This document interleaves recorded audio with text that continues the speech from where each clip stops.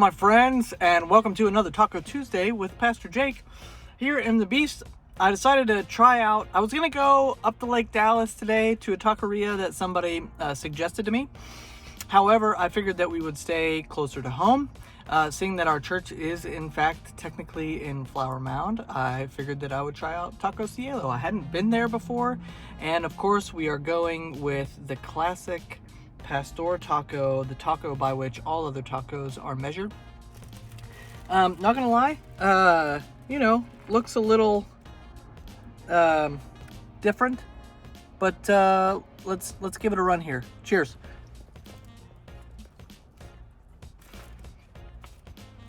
I'll be back. Okay, so here's the thing. First of all, that's a lot of taco. For a street taco, it's a lot of taco. The meat is okay. That salsa is jamming, and it is spicy, and I love it. So yeah, I mean, this is a good taco. Nothing not to like here. Haven't tried the rice and beans yet. So for other things going on today that you need to know, first of all, it's Tuesday. It's election day in America, and people are voting at record numbers, and that's great. Everybody should participate in the democratic process that feels like that is a good and faithful thing to do. I would encourage you to pray today. If you have an opportunity to come by the church and pray at the church, there is a prayer station there. And if you don't want to come in, if that makes you feel uncomfortable, there's a little prayer station set up in the narthex. Nobody will be around you. It's just you in that space. But if that makes you uncomfortable, you can go and there's a kit outside the door there that you can take with you.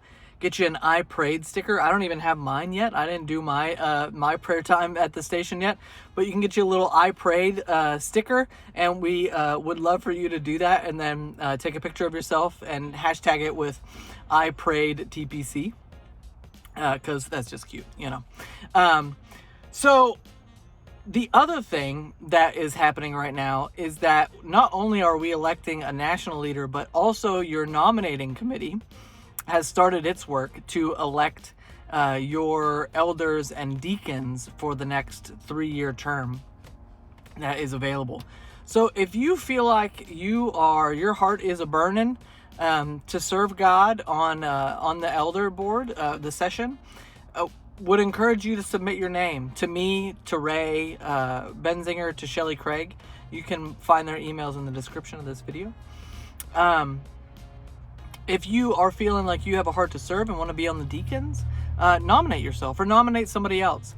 And more than anything, friends, we desperately need you to pray that God would be at work in those who might serve in this next period of time.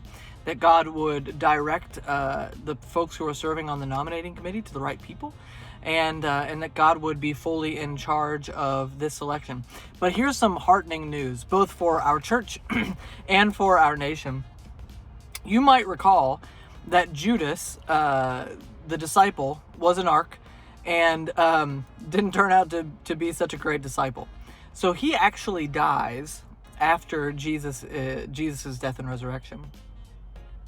And the disciples, one of the very first things that happens in the book of Acts is that the disciples decide that they have to choose a 12th disciple, since they're, minus Judas, they're at 11. So they need to choose another one. And they have 2 options before them. They don't know what to do. And so do you know how they choose? They literally cast lots. They throw dice. Mama needs a new pair of shoes, to see who's going to be the new disciple. And this actually has a long history in the scriptures. The Proverbs actually says at one point that though the lot is cast in the lap, the decision is wholly the Lord's.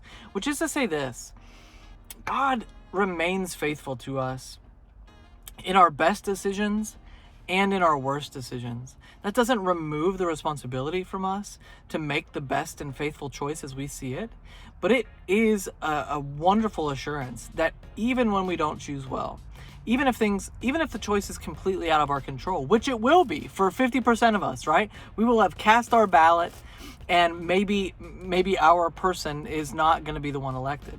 That is going to happen today or over the next couple of days, or however this shakes out.